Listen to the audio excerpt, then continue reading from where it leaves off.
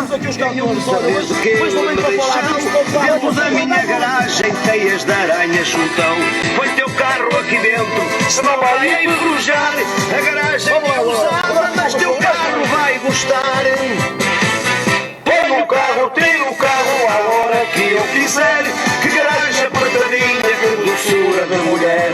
Tiro cedo, põe à noite e às vezes à tardinha. Estou até mudando óleo na garagem da vizinha. Põe o carro, tira o carro à hora que eu quiser. Que garagem apertadinha, que doçura de mulher. Tiro cedo, põe à noite e às vezes à tardinha. Estou até mudando óleo na garagem da vizinha. Vamos dar uma pausa agora. Como é que estamos? Está tudo bem?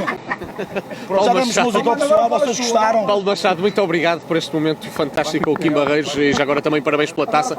Um jogador muito experiente. Como é que é vencer a taça pelo Desportivo das Aves, uma equipa que nunca tinha chegado a esta fase e depois consegue até bater o Sporting? Eu acho que ainda se torna mais especial por toda a gente dizer que o Aves, se calhar, é uma equipa pequena, mas mostrou a grandeza do Aves, que foi ganhar ao Sporting. Opa, deixai-me falar à vontade que eu estou a dar moral ao Aves, meu. Vocês assim que conseguem estragar a gente.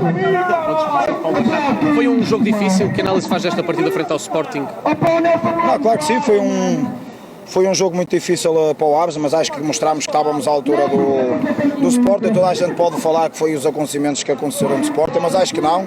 A gente conseguiu mostrar que somos uma equipa forte, uma equipa unida e conseguimos vencer esta taça e vamos levar esta taça para a Vila das Aves. Como é que vão festejar esta vitória?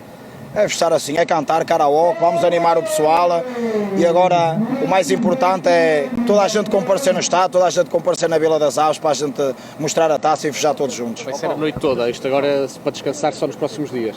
A gente vai tentar descansar um bocado no autocarro, mas não vai ser fácil porque eu não deixo dormir ninguém. Com este karaoke, aquela voz não está aquela coisa, mas eu não deixo dormir ninguém. Quem é que vai liderar a festa?